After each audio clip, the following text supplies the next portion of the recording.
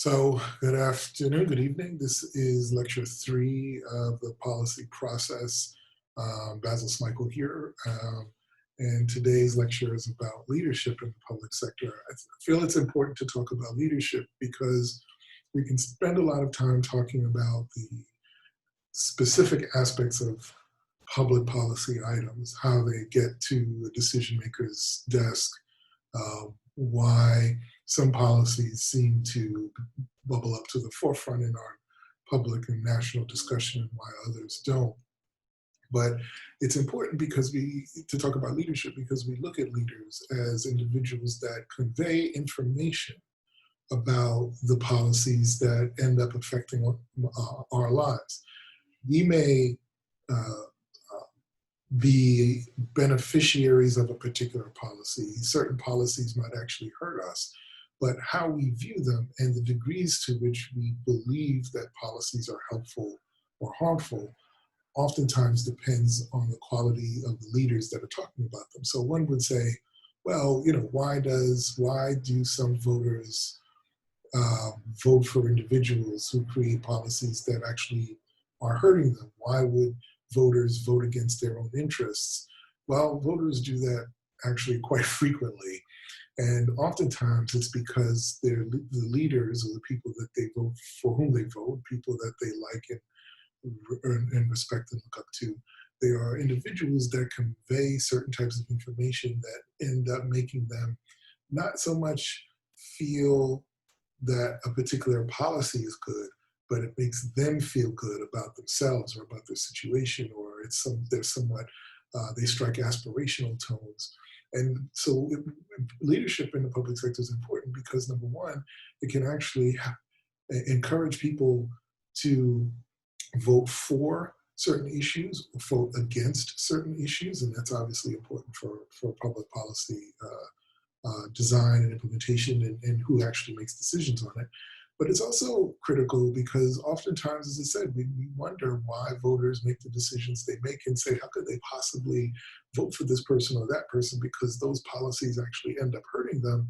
Well, there are other aspects to leadership that factor in here. So it is critically important that we think about, try to give some form to leadership qualities in the public sector. The other issues which we'll discuss are the specific constraints that might be on individuals in the public sector that may not exist in the private sector, how government and nonprofit leaders may view their jobs similarly or differently.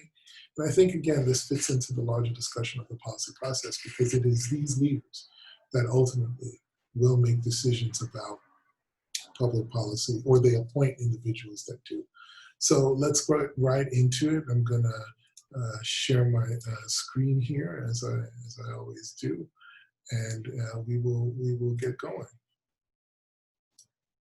So as we talk about public sector leadership, again, it's critical that we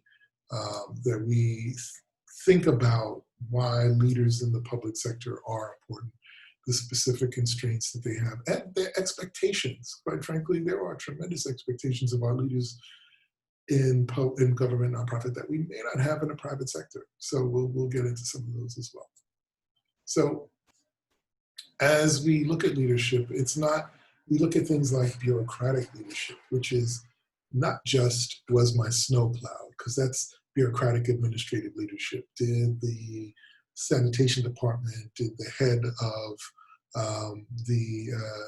of this particular agency make sure that my snow was plowed? That's administrative bureaucratic leadership. So authors like Paul Peterson and Paul Van Horn talk about models of leadership and how they intersect public policy, which, yes, that incorporate things like bureaucratic leadership. So much of the literature that we see surrounds styles that are hierarchical in nature, and we'll talk about some of the differences and how that may be changing. But a lot of the literature, the scholarship, talks about hierarchical leadership as opposed to network leadership, which actually has been very important in government and public policy for about 2 decades or so, maybe more. But networked leadership is critical because those leaders, therefore, are not just running agencies as a top-down approach. They are also managing networks of people and information and institutions that may be within or outside of government.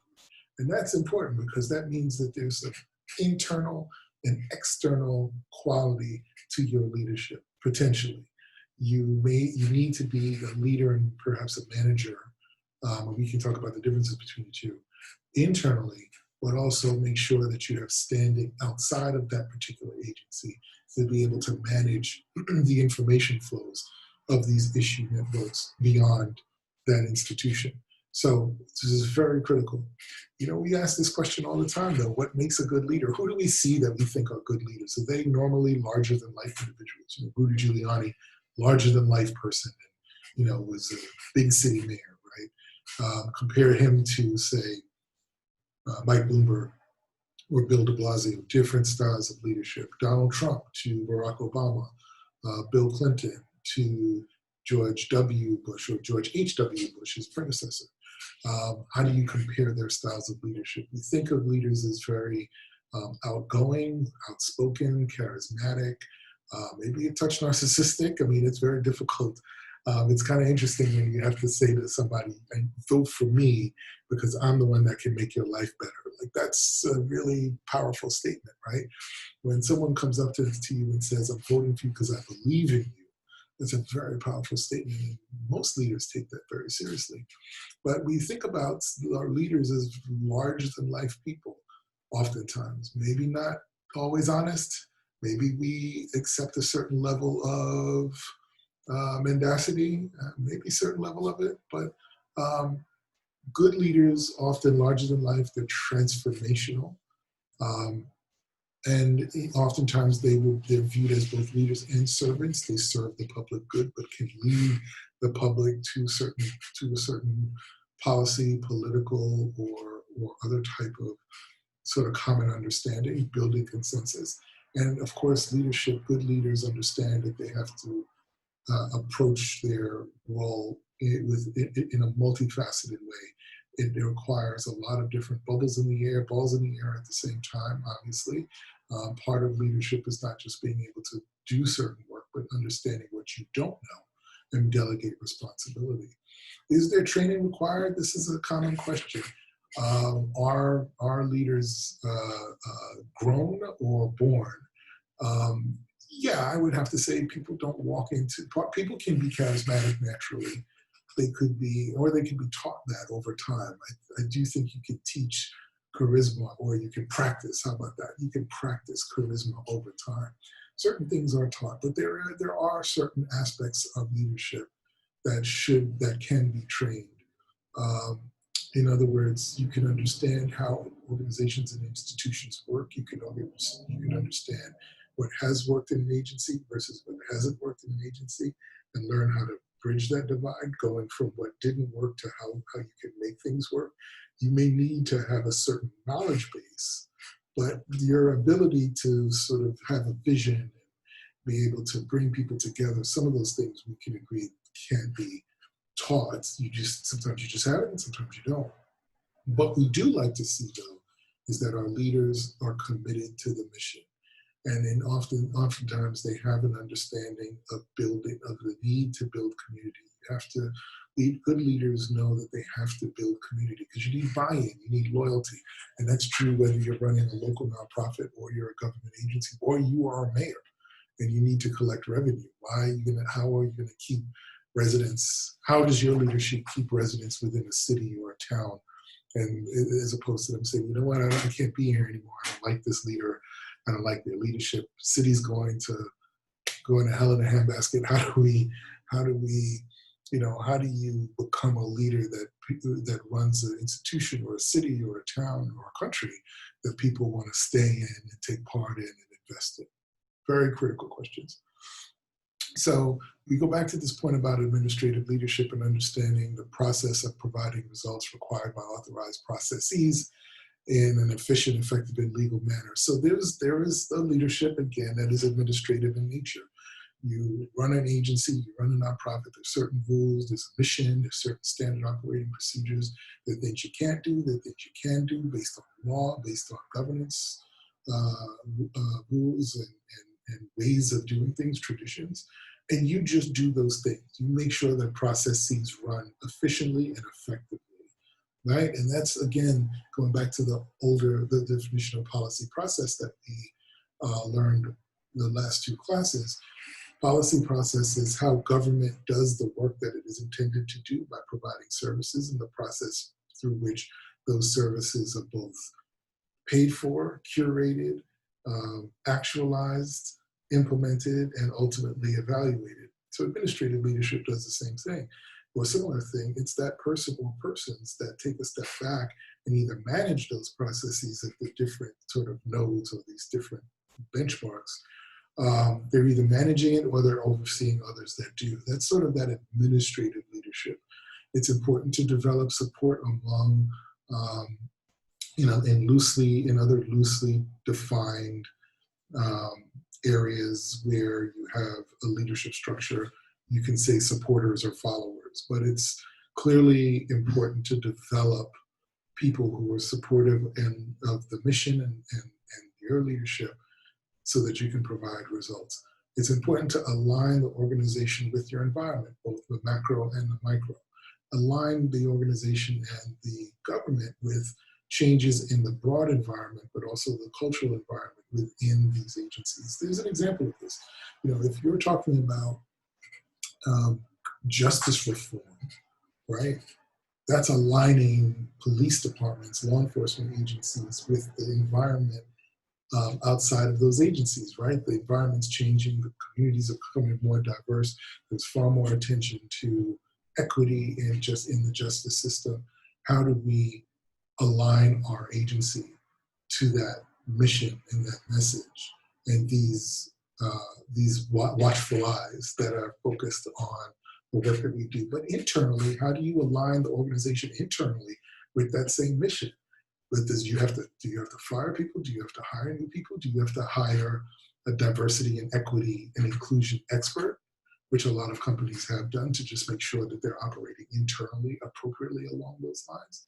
So there's a macro and a micro focus for organizations, for institutions that leaders are in command of when it comes to helping force change. There is a service focus, and we like our leadership to project a service focus. So again, there's a combination of internal and external technical expertise. How does an organization run? What is it that we do as an organization with our technical support, or technical rules and responsibilities that we have internally? But then when we do the work that we do, what are the laws of the land that we need to adhere to? So there are internal rules and processes and technical expertise, and there's also external technical expertise.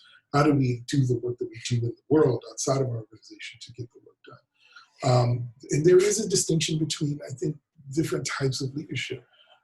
This managerial leadership is often task-oriented and administrative, as we've been talking about. But it also may lack vision. I can do this particular job, but can I take us to the next level? Can I strategize? Can I be a strategic planner? Those are things that a lot of us look for in very good dynamic leaders. So other theories of leadership besides administrative are integrated, which are task-oriented, relations-oriented, change-oriented, diversity-oriented, integrity-oriented.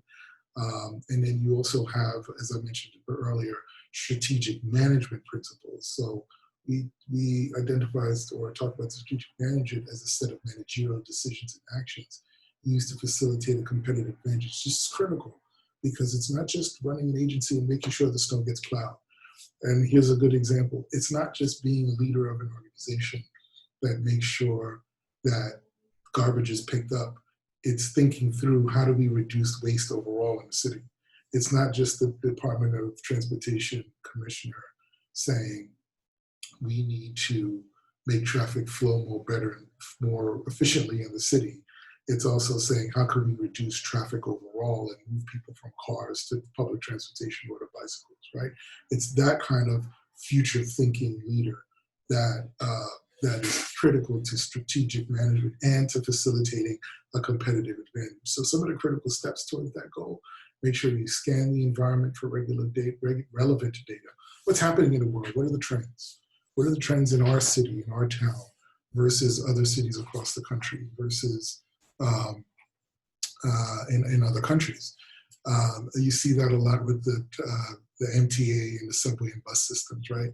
We're always being compared to places like London or Hong Kong and other countries that have very substantial bustling public transportation systems. So, how do you scan the environment for relevant data, get information from a lot of different sources that will help you make your decision? How do you interpret it?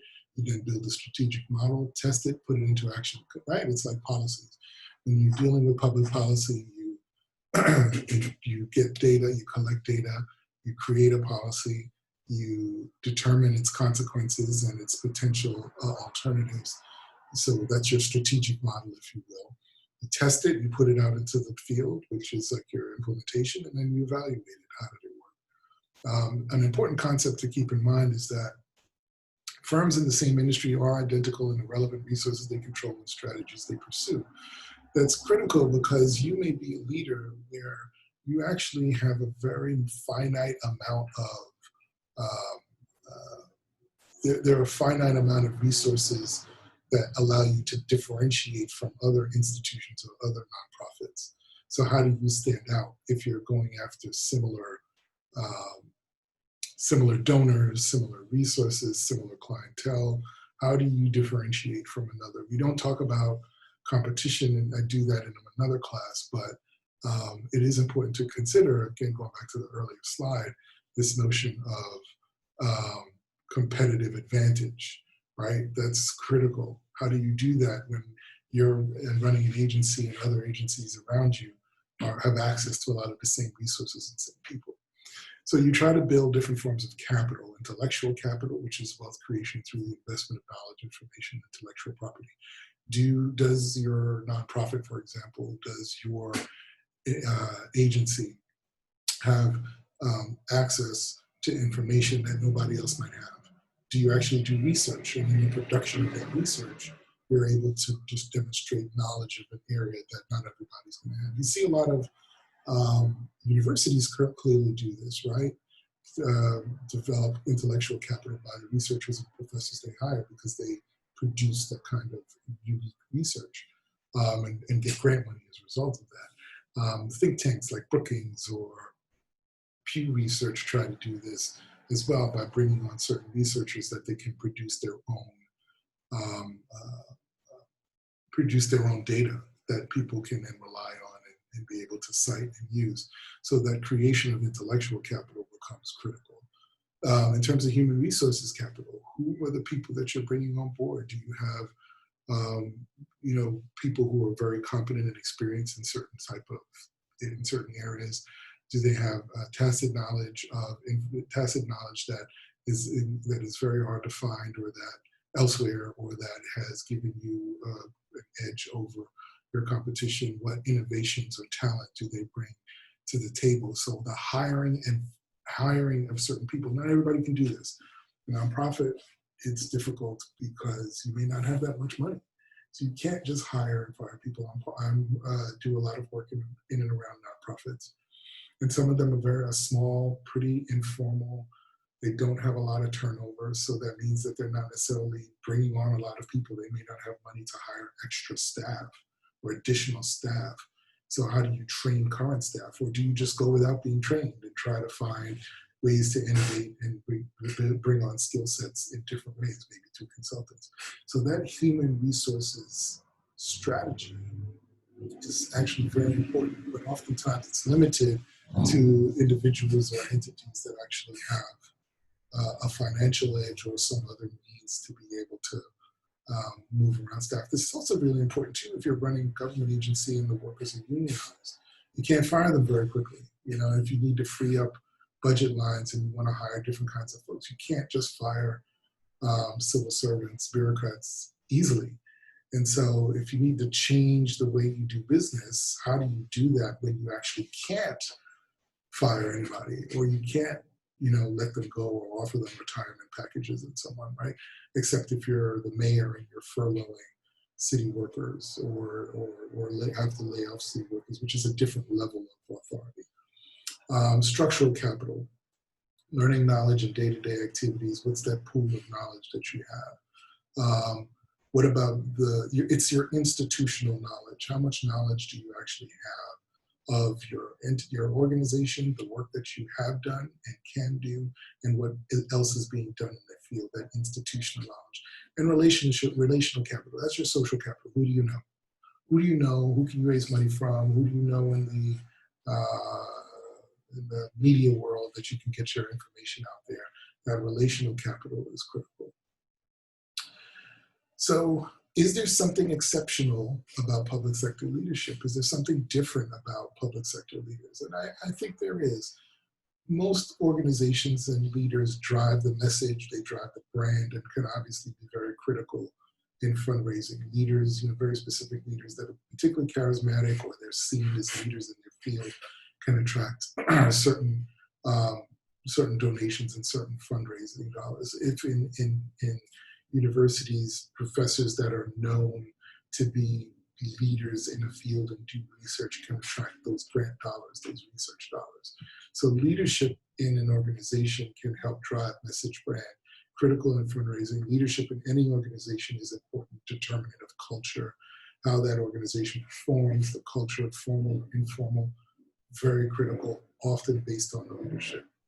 That holds true for nonprofits and agencies and the private sector. In the public sector, however, we tend to focus a lot on value creation versus profits. Is there value to the work that we're doing? Is there substance to it? Does it have an impact on community, positive impact, obviously? So there's a lot of focus on external stakeholders. In the private sector, you might call them shareholders, depending on the company. But the external stakeholders, those clients, those customers, there's a lot of focus on value creation as opposed to profit creation. But you do want to make money, right? You want to make sure that your agency is getting, is receiving tax dollars to do the work you want to do. But you also want to make sure if you're a nonprofit, that you're also raising money to do the work that you want to do. So that's important. Let me not give the impression that it's not, but there is a different force driving outcomes, and it's value over profit. So why do we need to talk about leadership? There are a couple of challenges that you have a lot of that a lot of organizations are facing right now. In government, there's a lot of outsourcing, a lot of privatization. Many leaders are encouraging entrepreneurship that is being able to provide specific services or partner with governments to provide services so that government itself doesn't have to do it. Nonprofits are certainly becoming more and more involved in that. You can see that with housing development. There are a lot of organizations where cities are like, you know what, we'll just give you a certain amount of money to be able to buy up homes that have been dilapidated, behind on their have tax liens, and we need them renovated, so we'll give you tax incentives to renovate old properties, right? So that kind of entrepreneurial activity. You have a lot of organizations that are downsizing, a lot of private sector entities that might be downsizing in the face of COVID, might be closing altogether. So you're putting a lot of potential nonprofit leaders,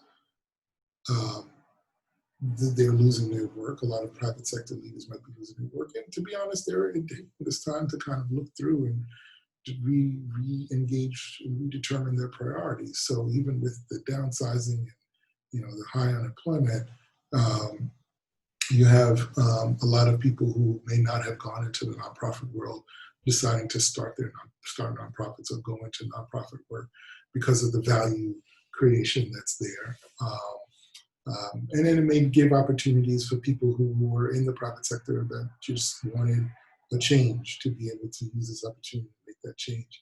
You have companies that are engaged in fiscal stress, but you also have that in the nonprofit world also.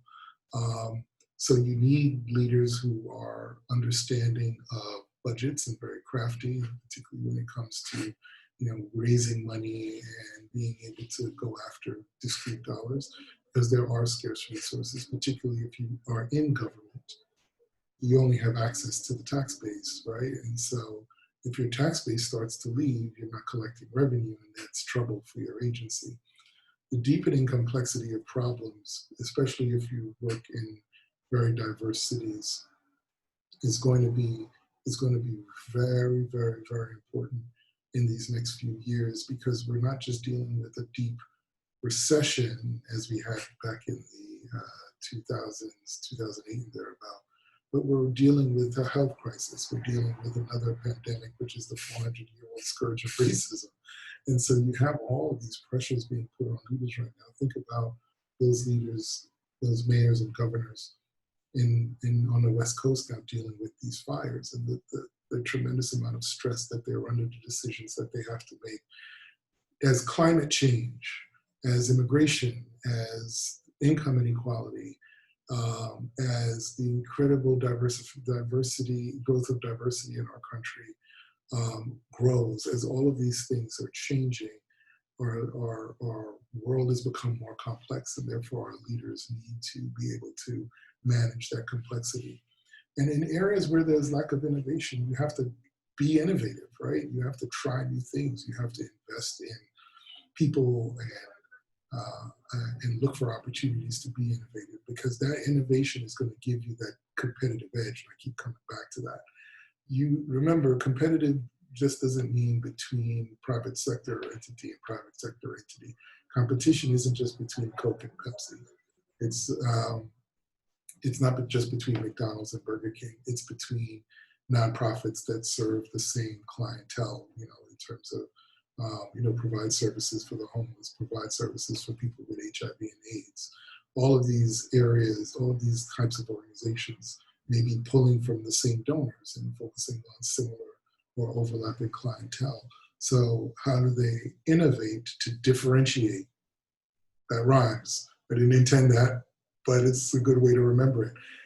You have to innovate to differentiate, and that helps you be competitive in that sort of public sector marketplace. Focus on job creation techniques. So if you're in government, how do you as a leader help grow jobs? Because that actually increases the economic engine of the area, which is important, because there's this next point about economic development through public-private partnerships. You really want to focus on how you, as a city, as a state, compete against other cities and states. In this global environment, competition is not just between New York City and Jersey City and Hoboken and Newark. It's between this tri-state area and the Research Triangle of North Carolina, between Raleigh-Durham and Charlotte.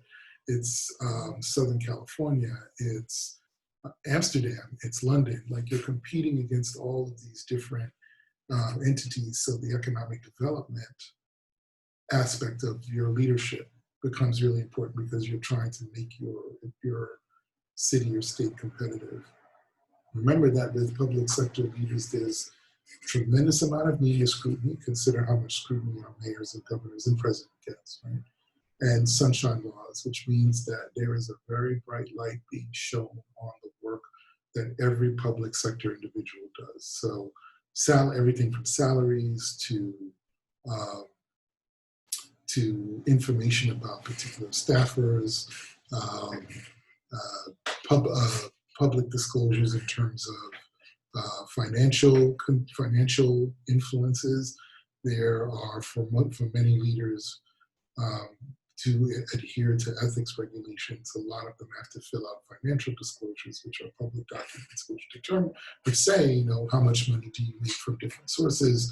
Do you make money from areas that may influence your decision when you're making public decisions on behalf of the public, that kind of thing.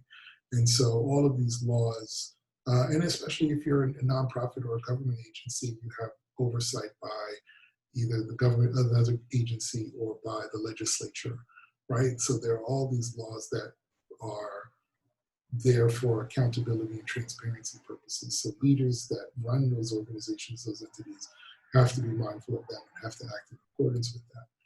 And it's important to note that impressions of bureaucrats in agencies has changed. We don't always think of civil servants in the way that we used to. Yes, there are some people that feel that civil service is a bad word or seen as a negative, so always talked about it in a pejorative. But there's a greater understanding now more than ever that civil servants or bureaucrats do tend to specialize, which is what was the point of the progressive era, that capital P progressive era, as opposed to progressive politics, but the progressive era in the early 1900s and teens was really about saying that if we're going to have people working in certain agencies and certain jobs, let's do away with patronage and make sure that people have expertise to do their jobs. Now, that doesn't necessarily mean master's degree, it just meant in some ways just taking very simple tests. But it was a way to try to get people who were focused on doing work in very specific areas, as opposed to hiring people without any kind of experience or skill sets or mere patronage jobs. But over time, those civil servants, those bureaucrats have become more specialized, and degrees are being factored into employment decisions more and more. And therefore, we have seen that civil service jobs and jobs of bureaucratic jobs are becoming more specialized. So those negative connotations have dissipated somewhat. There's also a push and pull effect we talked about a little bit before in terms of job opportunities. There might be a lot of folks in the private sector that want more value for their work, or they might be seeing some of their businesses slow down. This is even pre-COVID, so you've got a movement toward a push effect. You know, there being a lot of leaders being pushed into the public sector, or pushed, but there's also a pull. In the public sector, you can be more creative. You know, sometimes the private sector, it's too rigid to be as creative with respect to certain innovation or your ability to freelance, if you will.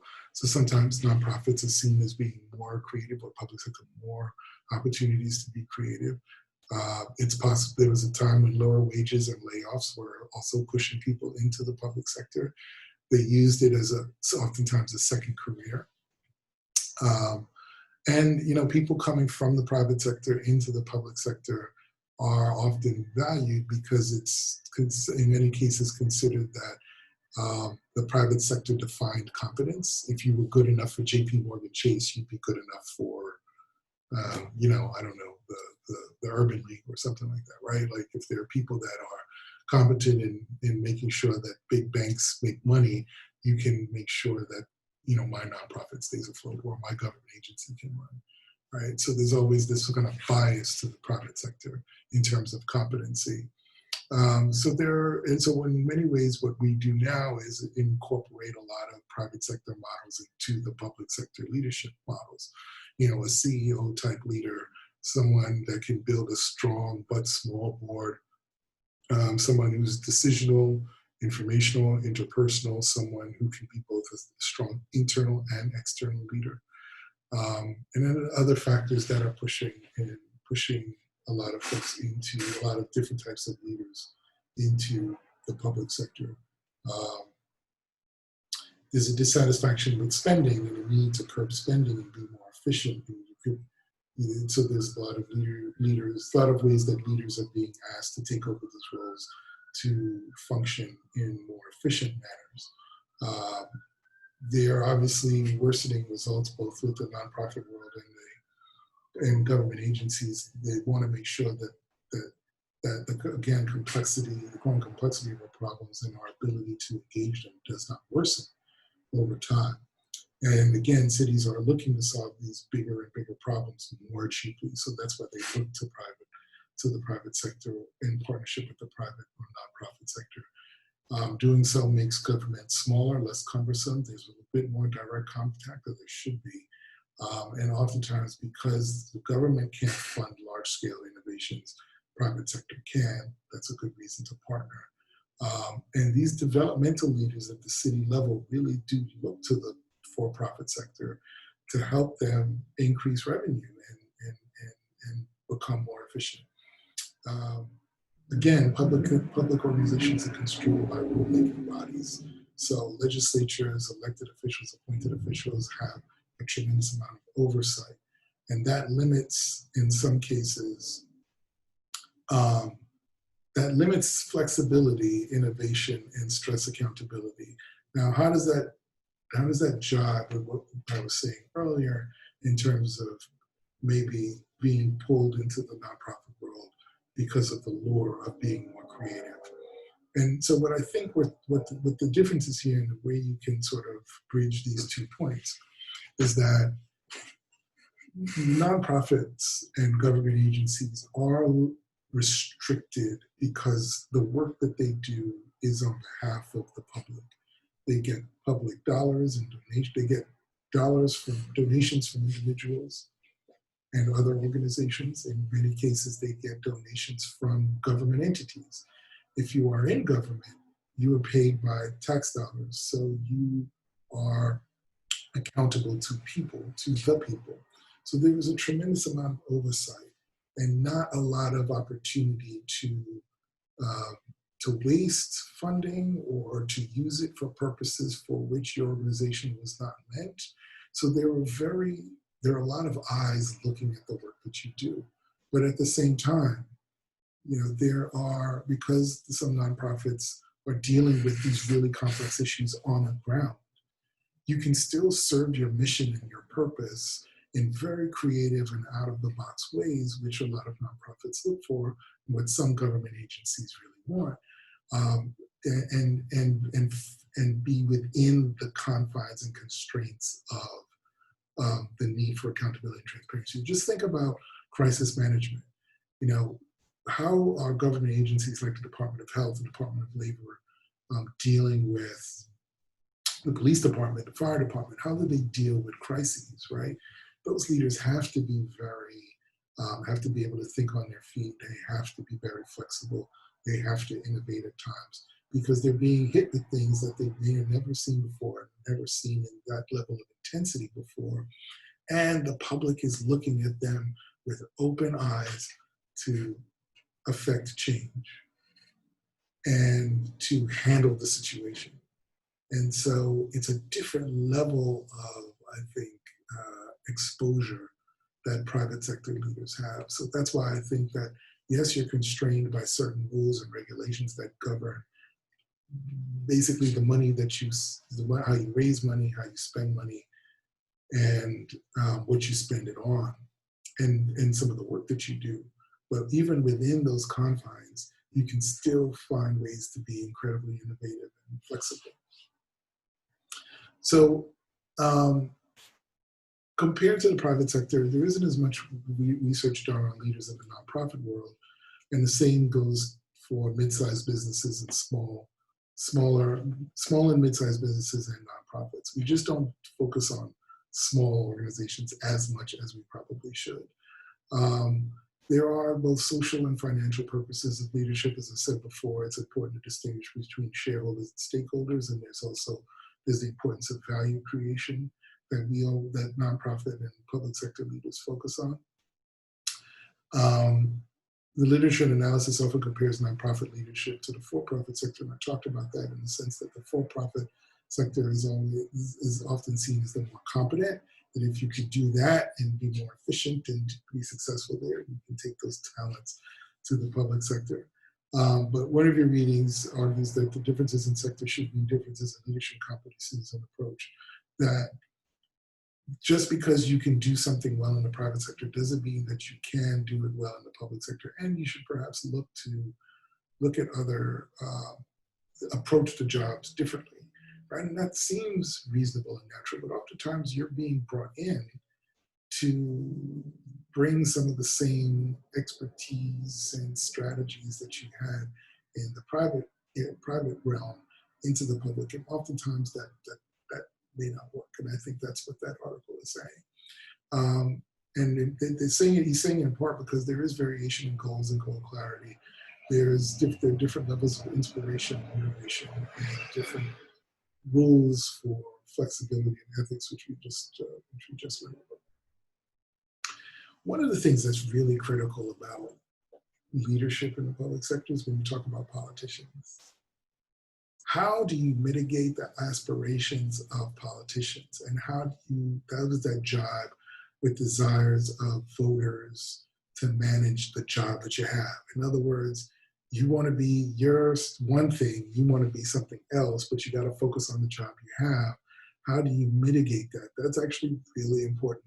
You can see that very clearly, at least we here in New York do, with our mayor in Bill de Blasio, who runs for president of the United States. And New York isn't really mad at him because we are a city, and I would imagine New York is the same way, that is a little selfish. We want to make sure that our mayor stays here and cares about us, does the job we elected him to. We don't want him or her thinking about higher office. That's not who we are. And in fact, no mayor from New York City has ascended to higher office, I think, since the late 1800s. It's in some strange way a dead-end job. Late 1800s, maybe early 1900s. I think it's late 1800s. And so, in some ways, it's one of the most important jobs in the world. They say it's the second hardest under the President of the United States, but it's a dead-end job. And so when you think about running for President of the United States, you have a lot of New Yorkers right now very upset at Bill de Blasio because he seemed to abandon New York for his aspirations. You have to find a way as a leader to mitigate those, because the public really wants your attention and want undivided attention. And sometimes even when you don't have aspirations yourselves, you have to make decisions among competing ideologies. You know, if you're mayor and you represent one party, you have your own party pulling you in one direction and the opposite party pulling you in another direction. So you've got to mitigate all of that. If you're trying to make decisions or go down a different path, it's very difficult to change direction, change your mind in a very public setting, despite the way people might want you to go or to think about an issue. In other words, what I'm saying is, if you've publicly come out in one place, and then in a short period of time you need to change your mind, it's very about a policy, very difficult to do that, right? Oftentimes that's the result of a political shock or a focusing event. So if if a leader didn't necessarily take a hard line on immigration before, maybe 9/11 changed their mind. Or if there were individuals that didn't care for term limits for members of Congress, don't like what Congress did in terms of the gridlock for the bill, for this recent bill,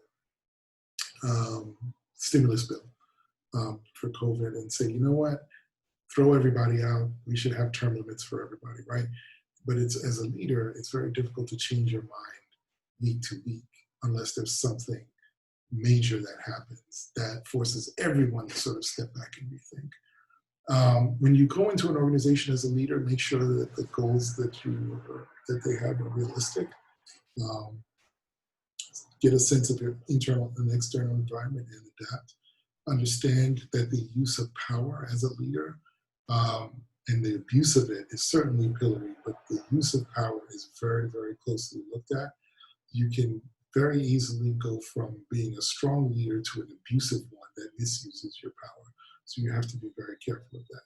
And the two things that I need to mention: policy entrepreneurs and regime inclusion. A policy entrepreneur is a leader or emerging leader that decides to take on a particular policy issue on his or her shoulders and sort of run with it, understanding that there may be significant political consequences. Bernie Sanders could be a policy entrepreneur, right? He really took the idea of affordable college, Medicare for all, Medicaid for all, and those were his singular issue. I mean, he talked about other things, but those were his major issues in the presidential campaign. And if you liked him or didn't like him, he wasn't going to budge on those issues. So he decided to champion those issues without regard to the political cost, believing, however, that he would gain support for doing it. But regardless of what the costs might be, it was important for him to champion those issues. When you see champions of specific policy issues like that, we call them policy entrepreneurs. And regime inclusion is important for leadership also, because as a leader, you may think it's important to go out and seek individuals or nonprofit leaders or advocates that can help you govern. that's what that's what urban regimes are. Popularized by one of my intellectual heroes, named Clarence Stone, who talked a lot about how government leaders, mostly mayors, have these patterned arrangements with other individuals outside of government to help them provide government services or advise them on government services. We call those, they're usually elites, generally not a group of people who are made up of grassroots, but they help mayors primarily sort of lead and run cities. So just something to think about as you think about leadership, who's helping that leader manage that city or that town. Sorry for that line. But governments and nonprofits, as I said, are focused on value. Is a question we ask is, should public and private entities have different values? They do they already? In many ways they do. The conversation obviously is dominated by relationships between work values and the influence of business-like approaches to management, and we understand that. There can be a blurring of sector lines in different ways, and we take that into consideration. But the values that keep coming up in the research for public sector leaders are sustainability, responsibility, reliability, fairness, for private sector, corporate integrity, but both in public and private, mostly in public, it's empathy. And interestingly enough, when you listen to Joe Biden at the Democratic Convention and throughout the campaign, what do they talk about? His empathy, right? His empathy, his responsibility, his fairness and reliability, in contrast to the current president. So clearly, these are still very important values that are being talked about to this day. So what determines then what a competent leader is? Well, that competent leader can be defined as someone who behaves in a superior and effective way with respect to their job performance. And it's important that those qualifiers are viewed both internally and externally. We obviously want to associate things like integrity, honesty, some technical competence, and ability to be a good communicator. The reading also talks about someone who's politically savvy, but remember also strategic in their thinking and visionary, right? And you want someone to be able to be team builder and results oriented, yes, but also adhering to, in the public sector, this value creation.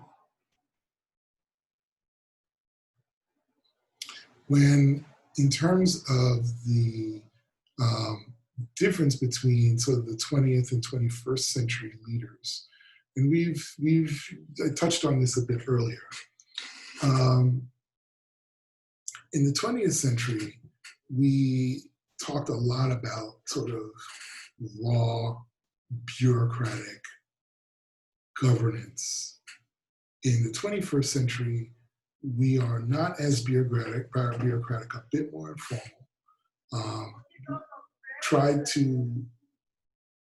We've tried to not restrain employees as much. We may not have fewer rules. I may disagree with this a little bit. We may not have fewer rules because I actually think there are more rules being put on the public sector. But there is more innovation and flexibility allowed because there is recognition that the world is just a much more complex place.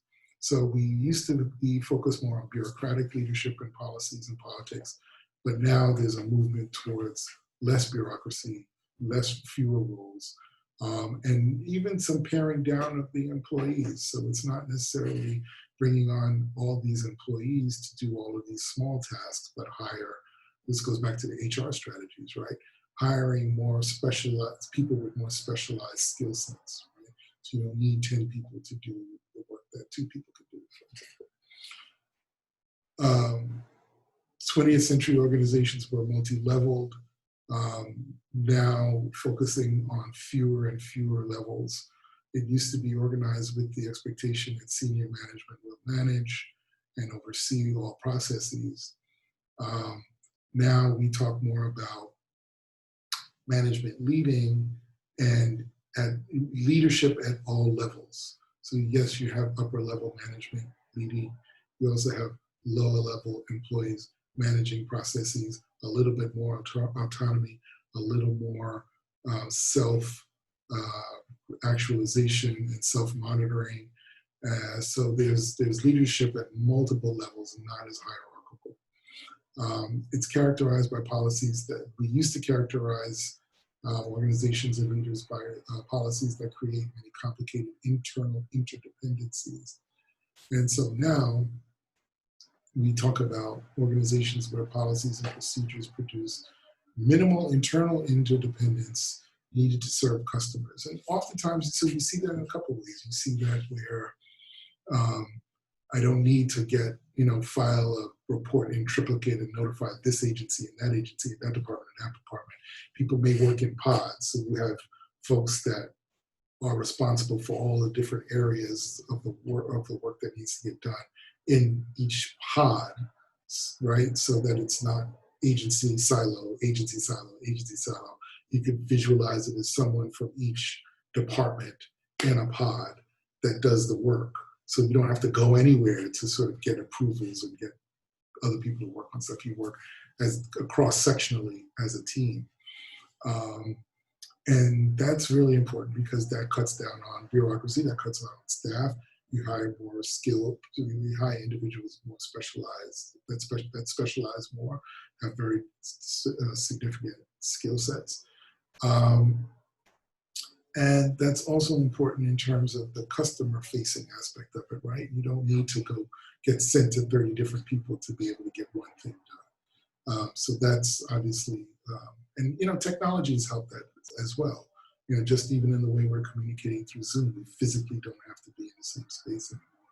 I don't know how much that's going to continue into the future, even after COVID is not as problematic for us as it is now. But we can see how technology has helped this along as well. More independence, less interdependence. When we talk about systems in the 20th century, there was dependence on few performance information systems, didn't have a lot of that, weren't able to collect a lot of data. And what data did exist was only available for a select few. And in terms of management training, a lot of that only went to people who were going to be put in the C-suites or on their path to the C-suites. Right now, you depend on many performance information systems to provide data to ourselves and to customers regularly, and you distribute it widely. So there's open data, and you see how cities and governments have open data systems. So there's now data available to everybody, right? And in terms of management training, we want to train everybody. So they don't just call it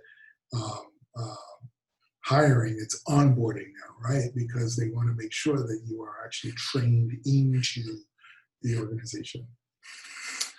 Again, sorry for the line here. Culture is important. Organizational culture is important, and leaders are very critical to this.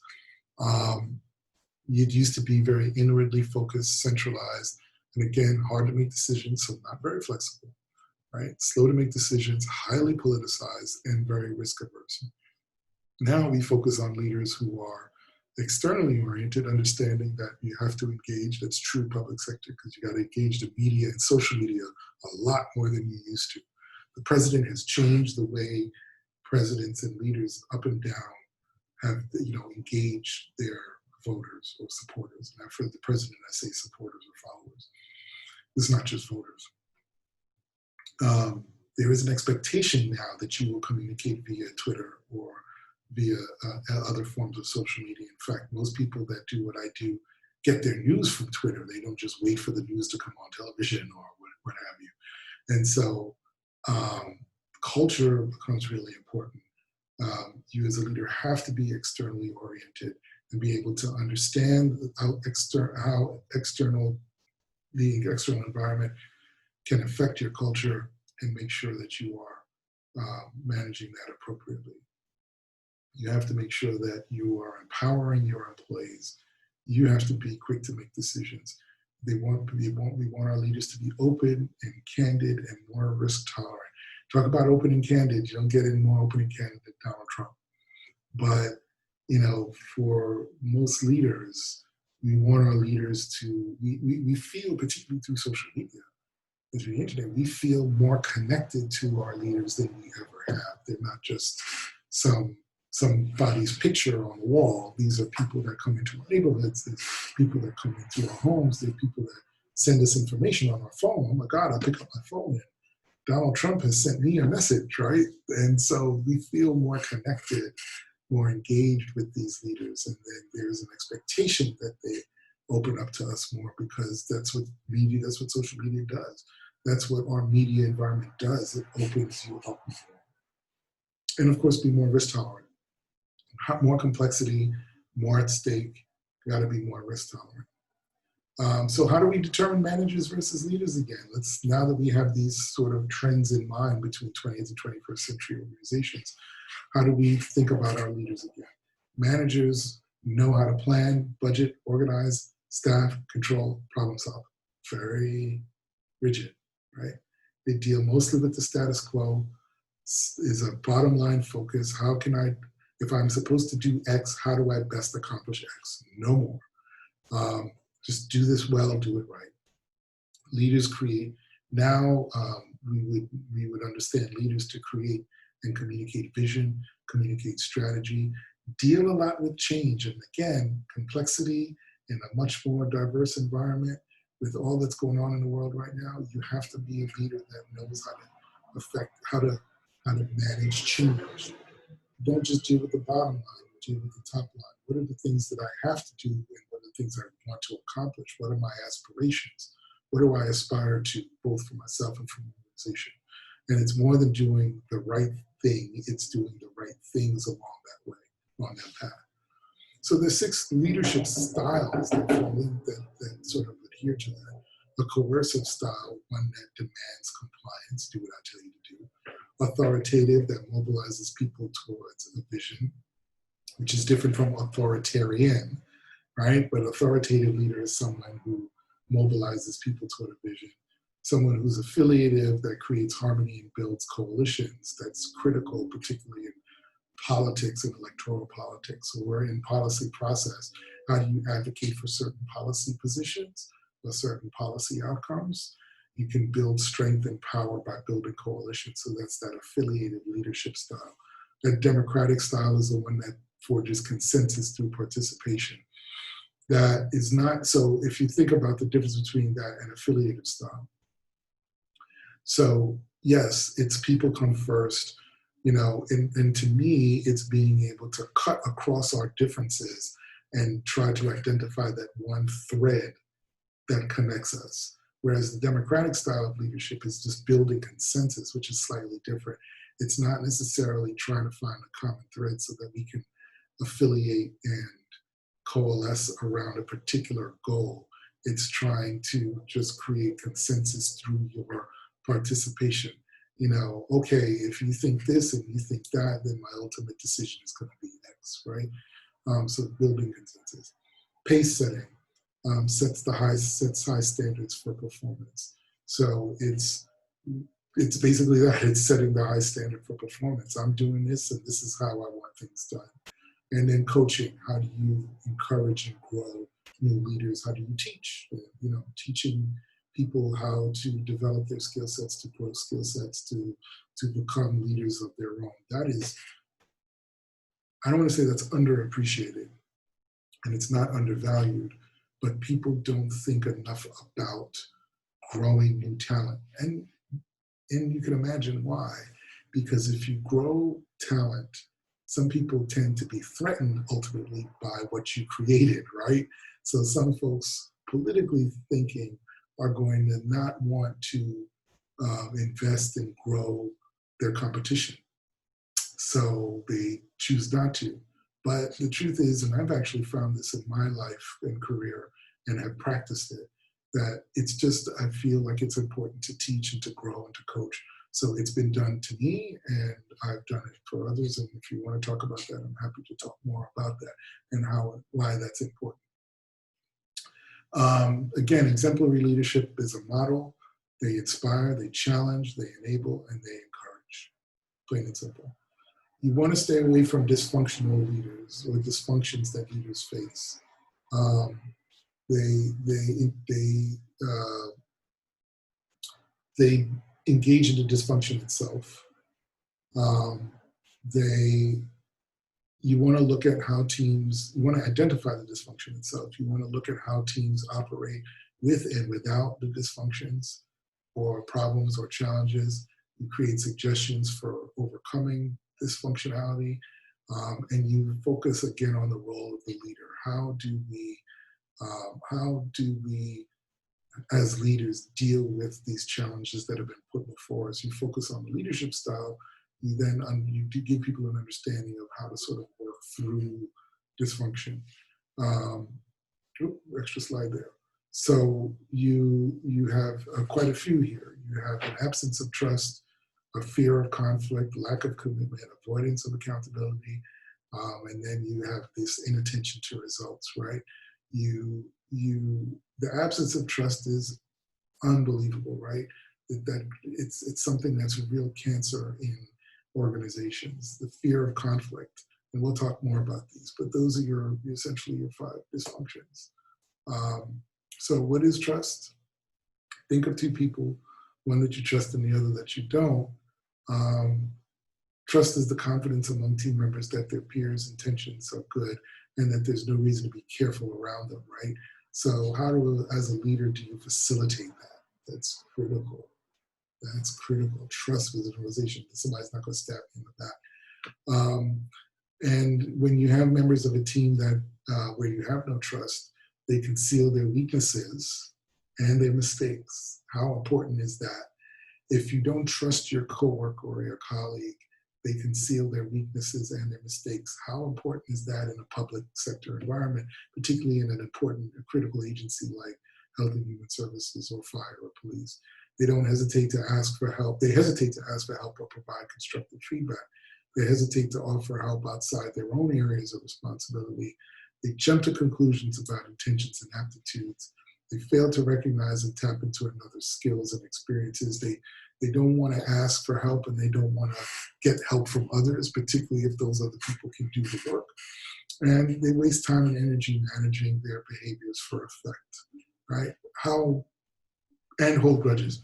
I mean, these are real problems in organizations where people are not trusting of each other. They dread meetings, meaning they don't want to go to meetings because they don't want to have to deal with other people. They don't want to have to tell their ideas in public. They don't trust other people's feedback, going to that second point about asking for help or providing constructive feedback. So these are things that we see all the time. If you do trust each other, you're able to admit your weaknesses and mistakes. You're able to ask for help, accept questions and input, give others the benefit of the doubt, take on risks and not being afraid to take on risks. You could appreciate feedback, give other people great feedback and constructive feedback, utilize their skills and experiences, and engage in meetings in interesting and important ways because you look forward to that engagement. You look forward to that collaboration. Overcoming the absence of trust is critical. You want to, one of these things that I saw that I thought was interesting, I don't know how effective it is, but go through these like personal history exercises to build team effectiveness, your personality preference profiles, that sort of personality test profile. There are people that believe that this works. I think it can, and I think it does, but most people, some public sector, some nonprofits do this, private sector entities do it, people in government don't really do this, so you take it with a grain of salt. If you fear conflict, you have boring and non-productive meetings, you got a lot of back channel politics, you don't deal with controversies, and in public sector, you always deal with controversies. And again, you fail to tap into the opinions and perspectives of other team members and become very risk averse. So if you engage in conflict and meet it head on, the meetings are better. You get to extract ideas from people. You get to solve problems in the public sector. How critical is that? You minimize politics, and if you're a leader, particularly dealing in a political setting, you want to minimize internal politics as best you can. Put everything on the table for discussion, and you can actually start doing a couple of things like mining people for their ideas. get information about where they're most confident, where they're least confident, where they need disagreements. How do you pull all of that information out of people and then be able to get folks to engage in a real conversation, a real debate? Instructors do this with students all the time to try to get people in class who are reluctant to talk to be able to talk and engage in a classroom. And it happens in so many other different settings, but these are some really important things that leaders can do, particularly in environments that are flexible enough for you to do these things. So the role of the leader is to demonstrate restraint when team members engage in conflict, but again, adopt that behavior, promote that behavior that you want folks to emulate. You want to be able to bring consensus, because sometimes in the pursuit of unanimity, we seek artificial harmony, and that's critical. Yes, people sycophants that say things and to sort of get you to believe that they're on your side, but they may not be, or they may have different opinions. So it's critical to build consensus. You want to get rid of the fear of failure in folks and make sure that they can essentially be coached up. There is no right or wrong. There's just, what we can do, what we can't do, what we should do, what we shouldn't do, not necessarily a right or a wrong. Oftentimes with lack of communication, you want leaders to be able to make sure that folks are heard and folks are listened to. That's especially important when you're dealing with the public, because when you see people running for office and they, you don't really hear them, you don't really take them in, voters pick up on that fairly quickly. And they say that, they respond, they say, I think he heard me, I think she really listened to what I had to say that all the time. So it's really important to understand communication. There's a mismatch oftentimes. Are you listening to the wrong people? And are you not around the kinds of leaders that will instill that level of passion and motivation in you? That's also very critical. As you're thinking about leadership and leadership teams or teams of individuals within your agency or organization, if you don't commit to the common goals and to the mission, you create levels of ambiguity, or pockets of ambiguity, you lose windows of opportunities, and that's important because in public settings, particularly when you're dealing with crises, there are things we call policy windows. Focusing events create policy windows. So the killing of George Floyd launched months-long, weeks-long protests across the country, So there's an opportunity there for conversations to take place to revamp law enforcement agencies and such, and really think through how we reform the justice system. But that is probably a window for that might be slowly closing. The protests have died down.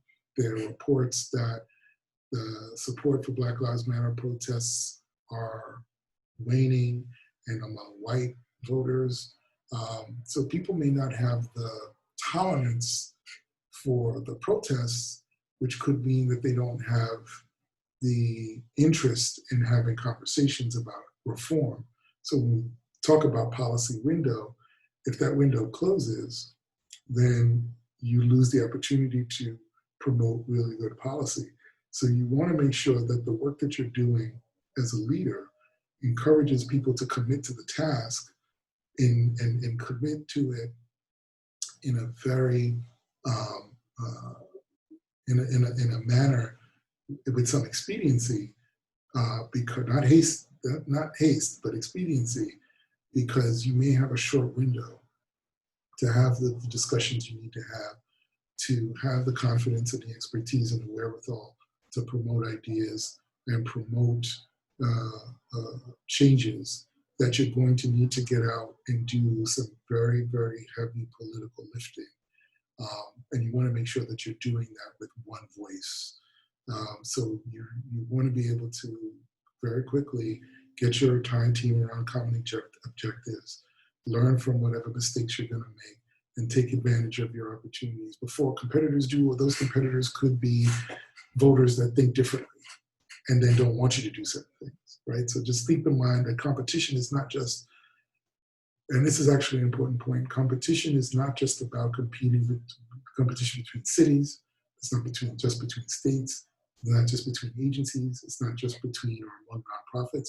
You're also competing for people's mindset. You're also competing for people's attention. So if one mindset at one point in time says we need to do reform now, but that mindset changes, how do you bring them back without a focusing event? So you're competing for people's minds, and people running for office do that too. I'm competing for your vote, which means I'm competing for your mindset, for your behavior, for your attention. So when you want to overcome commitment, there are things like cascading messaging, give different messages at different times. And this is also for when you want to get voters or constituents on board with certain policies that require their engagement. So different messaging over time, worst case, best case scenarios, deadlines. I won't go into low risk exposure therapy, that's a whole other thing, but creating deadlines are important. You want to be comfortable with the prospect of making a decision that ultimately turns out to be wrong. Not every leader can do that. And always push for closure, push to end. Don't leave things very open-ended. People that go to meetings and feel like they haven't accomplished anything once they come out of the meeting, right? Push for closure. You want to also obviously push for accountability. You must require accountability and make sure that you're calling on everyone's peers and the folks that you oversee to be accountable to each other. So there's a simple secret of discipline is motivation. When a man is sufficiently motivated, discipline will take care of itself. We'll see how true that is. But there are sector differences in strategies as well. Public sector leaders are exposed politically. We talked about the media scrutiny. Divided loyalties here means that sometimes you may be your party, you may be a bit different party than the majority of your constituents. You may be a different party than the legislative body, and you're the executive or the mayor or the governor. You may have divided loyalties because your constituents want to do one thing and you want to do another. Or you, let's say, are a member of Congress and you're the mayor of the city of Newark, and you want one thing, and your constituents want one thing, but you want to run for senator, and your potential constituents in other parts of the state want something different. We see that all the time, the difference between urban and rural politics, upstate and downstate politics. If you're running for higher office, those constituencies might want different things. So how do you manage that? You got to be accountable and make sure that you are accountable, but you may have little authority over what you're overseeing. So you want to make sure to understand the limits of your authority. This threat-driven management is important. How do you manage when you facing threats like counterterrorism, so on and so forth? One of the things that's important to skip down is that leaders must frame the vision for public consumption. So you have to speak to your constituents and be able to frame ideas and concepts for them, particularly if they're very complex. You've got to allay fears, like you should do in the midst of a health crisis. And you have to ask the target strategies to specific interests. Again, be client focused, think about partnerships, think about long-term strategies, HR strategies, the integration of technology, create benchmarks and evaluation techniques, which we'll talk about more when we talk about implementation and evaluation. You may have to come into organizations and change culture. How do you do that? And how do you do that smoothly? And how, if need be, that you signal that to the external community and stakeholders. Frame your vision in an appealing way. Make sure you have milestones that indicate progress.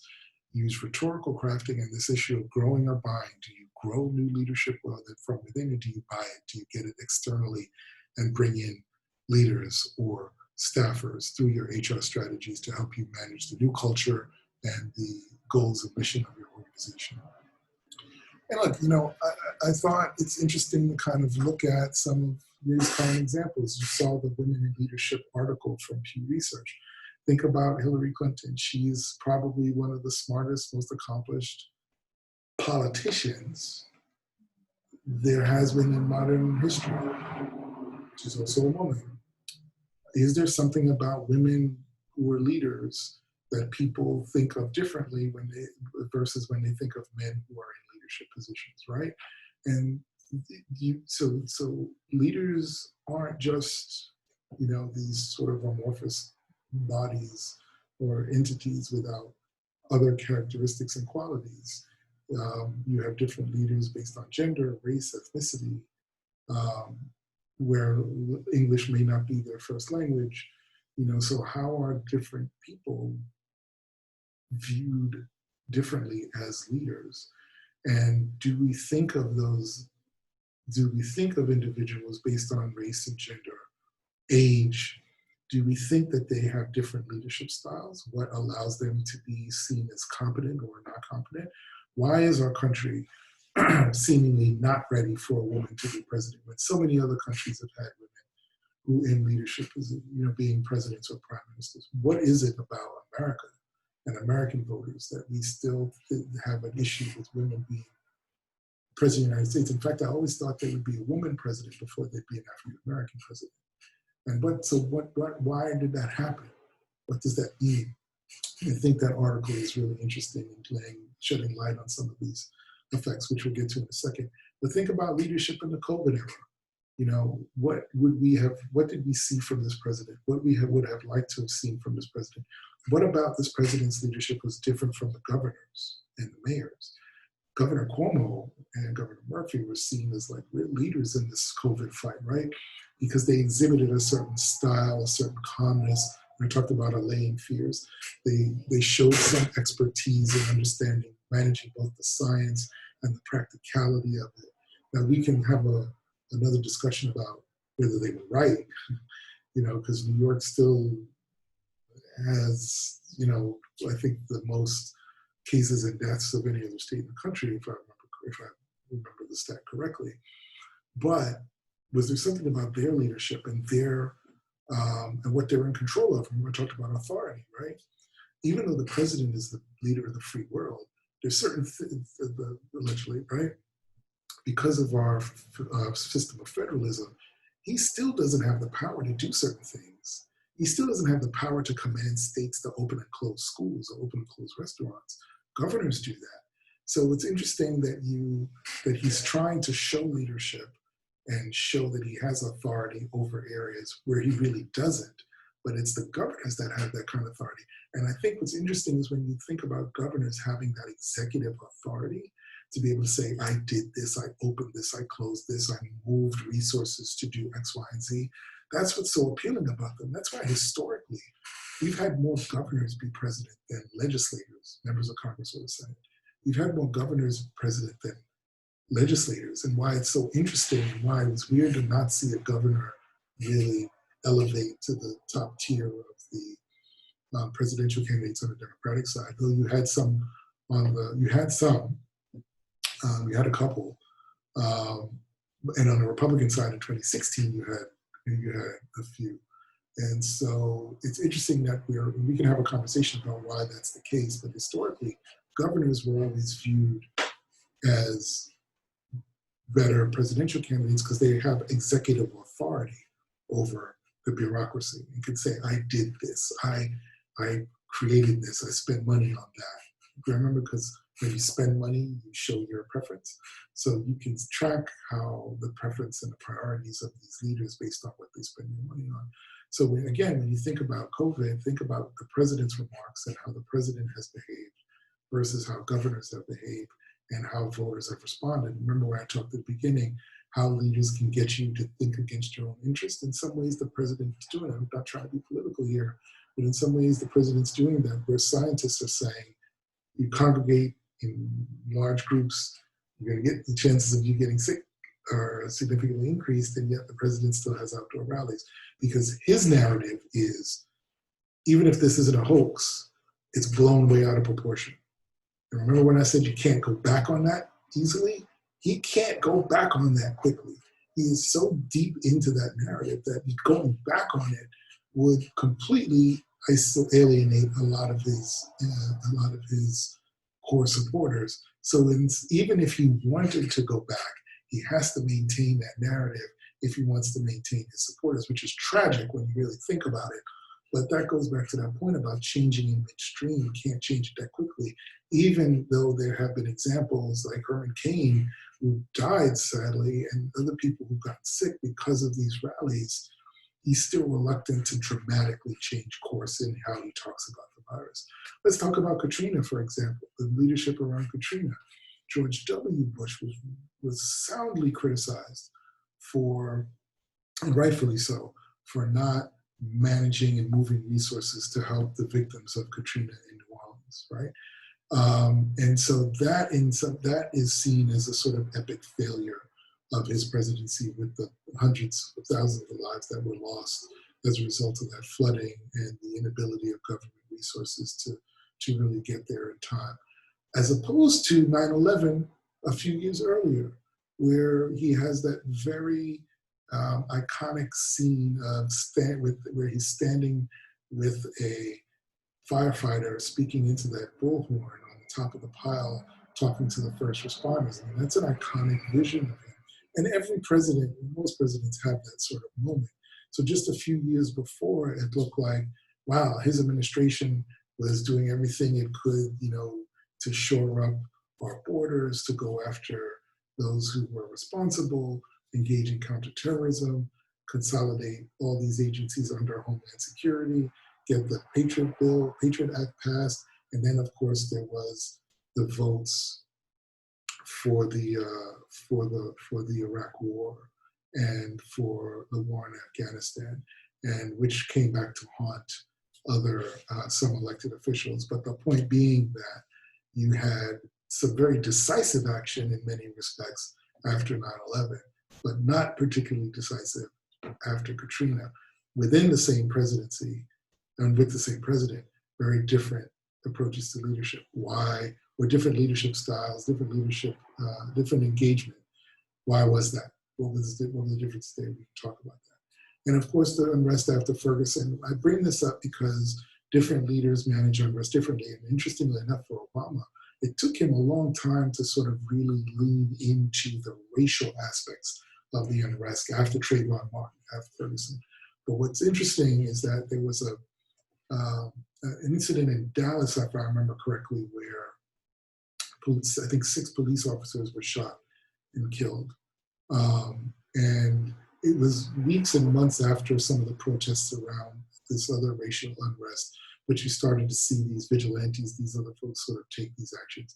It was devastating for the city and for the country. And I remember he made a speech in Dallas at a memorial service for these officers, and probably is one of the best, toughest speeches he's ever had to make, because he had to walk this fine line between acknowledging the tragic death of these law enforcement officials and supporting law enforcement.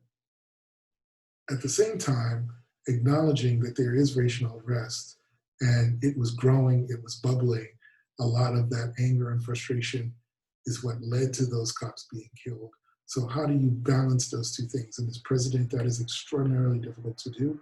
He had a very fine line that he could walk, but he gave this really impactful speech on that day. And again, that shows that remember I talked about divided loyalties? It's not really a loyalty per se, but it's definitely different constituencies that you have to make sure you've encountered and included and you've acknowledged in this one speech. And you have to be both commander-in-chief and consoler-in-chief. You're there at a memorial to console the families and friends and the co-workers of dead, but you're also trying to send a message to the Black community, which you are a part of as president, though he didn't acknowledge it in ways that others would have liked throughout a good chunk of his presidency. So you can see how in these focusing events and these political shocks, how leaders behave differently, how different levels of leaders behave differently, particularly depending on the amount of authority and responsibility you have over agencies or over organizations, right? We will, I put together some charts from the Pew Research, one of them talking about among those who say men and women have different leadership styles, most say neither has a better approach.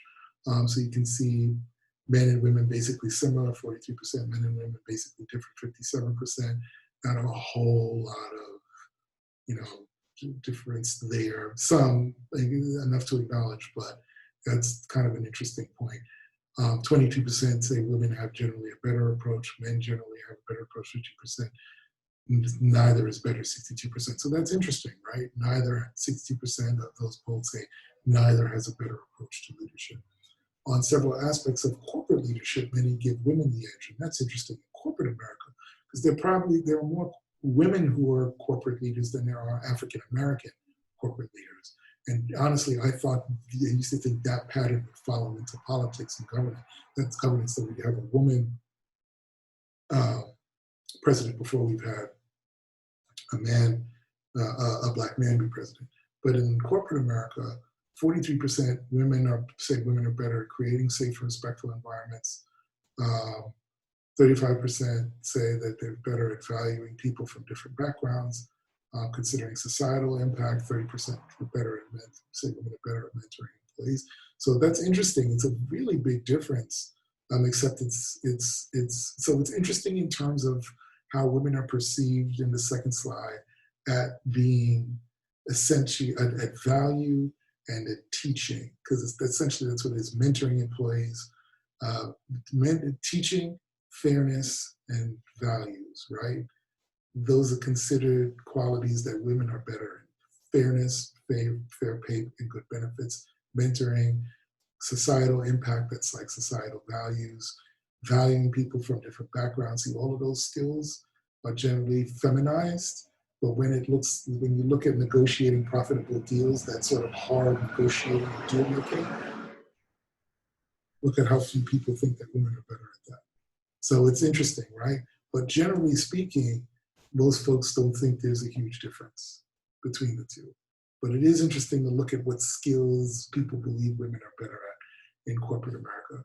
Among Republicans, there are wider gender gaps in views of women in leadership. That's to be expected. In terms of too few women in office in the country, high political office, only 24% of Republican men say that there are too few, but 44% of women say that there are too few. Top executive businesses, so on and so forth. So we can see, so we see the differences here. And so it's important to take a look at these charts and go back to that Pew Research article and see how women are perceived as leaders versus others, how that breaks down by party, and what qualities women are generally viewed as being better at. But when it comes to that, I go back to that slide, when it comes to that deal making, which they consider some of that hard, bare knuckle, gotta be tough, they don't think women, the stat said that the women probably weren't as good as that as men. And my guess is that that translates into why you don't have a woman president yet. But we'll schedule a discussion. We can talk about all of this. We're going to end here. We've got 2 more slides. We're going to end here. And if you have any questions, feel free to reach out. As always, an email. The assignment that's attached to this lecture will be emailed to you, announced, and put in the assignment section on Blackboard and or Canvas. And so, again, thanks. This is lecture 3 in leadership.